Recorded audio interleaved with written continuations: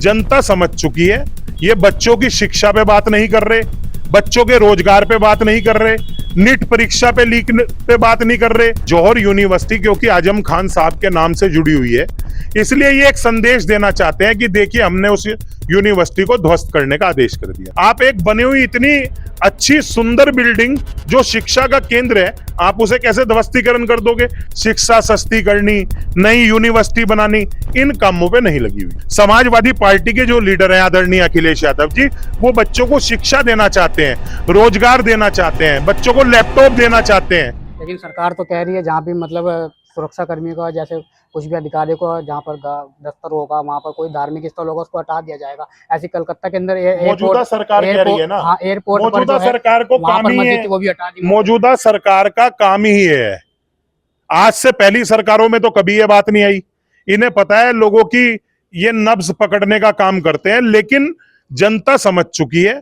ये बच्चों की शिक्षा पे बात नहीं कर रहे, बच्चों के रोजगार पे बात नहीं कर रहे, नीट परीक्षा पे लीक पे बात नहीं कर रहे।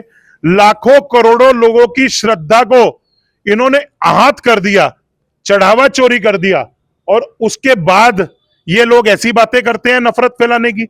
ये लोग जो जमीन से जुड़ी जनता की समस्याएं हैं उनका ध्यान भटकाने के लिए ऐसे काम करते हैं। इनको ये बात कर लेते हैं जौहर यूनिवर्सिटी पर, उसको भी लेकर जब सरकार ने कह दिया है कि जिसमें जो इमारतें उसमें बिना उसके बनी है नक्शे के, वो सब ध्वस्त की जाएंगी।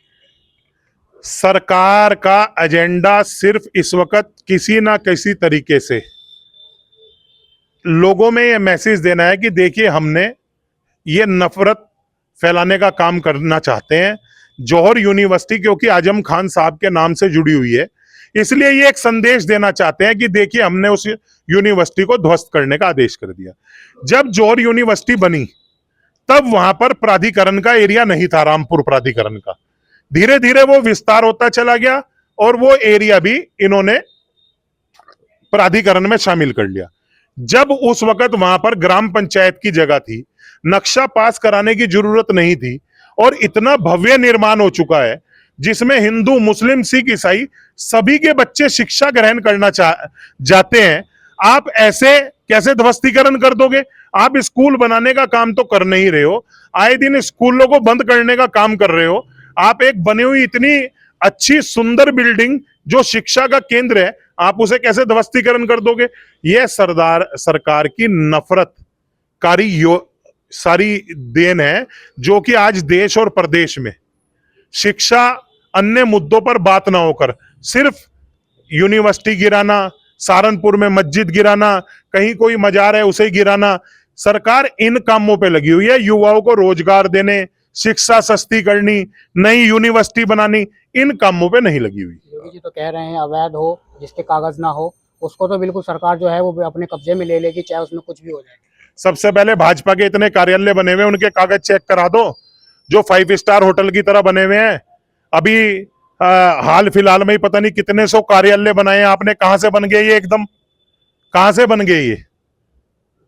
यह सिर्फ एक वर्ग को परेशान करने के लिए और खास तौर पे मुस्लिम समाज को परेशान करने के लिए राजनीति की जा रही है।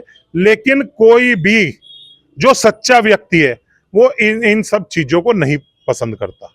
बीजेपी के कुछ लोग कह रहे हैं आजम खान जेल में है, अब उनकी जब यूनिवर्सिटी पर बुलडोजर चलने की बारी है तो समाजवादी फिर से अब उनको जो सपोर्ट करने के तैयार हो गई, और उसके बाद समाजवादी फिर समाजवादी पार्टी जब इन्होंने अभी पीछे 30,000 स्कूल बंद करने की बात की थी, तब भी समाजवादी पार्टी ने पीडीए पाठशाला खोलने का काम किया।